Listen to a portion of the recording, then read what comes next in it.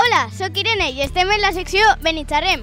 Avui anem a entrevistar a gent que va en bici per Benimaclet. Vinga, Penyita, a l'abordatge del ciclista.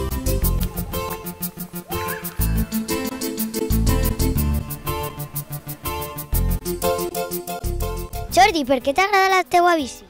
Per què m'agrada la meva bici? Pues perquè és lleugera, perquè vaig més ràpid. Des de quan la tens? Pues esta la tinc, és que me l'han furtat fa poquet, saps? Ha sigut un drama. I ara tinc una altra més velleta, que tenia ja de fa molts anys. Esta té ja 15 anys almenys. Esta bici 3 años. ¿A dónde aparca la bici normalmente? En la calle, por las noches en casa. Pues en los aparcamientos de bici o en los hierros que están al lado de los contenedores de basura. Pues la suelo aparcar en todos sitios, en realidad. ¿T'han posat alguna multa per aparcar en un jockey? No, mai. Hasta ahora no.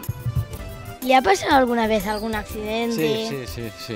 Me metí en un sitio que no me di cuenta y me tropecé y me hice daño en el codo, vamos. ¿Te gustaría que hubieran más aparcamientos de bici? Sí. ¿Y alguna vez un coche casi te atropella por la carretera o algo? ¿Crees que los conductores de coche te respetan? No exactamente. Hay algunos que sí, pero la gran mayoría no. Bueno, no es que nos respeten, pero es un poco peligroso. Tienes que ir tú más atento que lo que van ellos.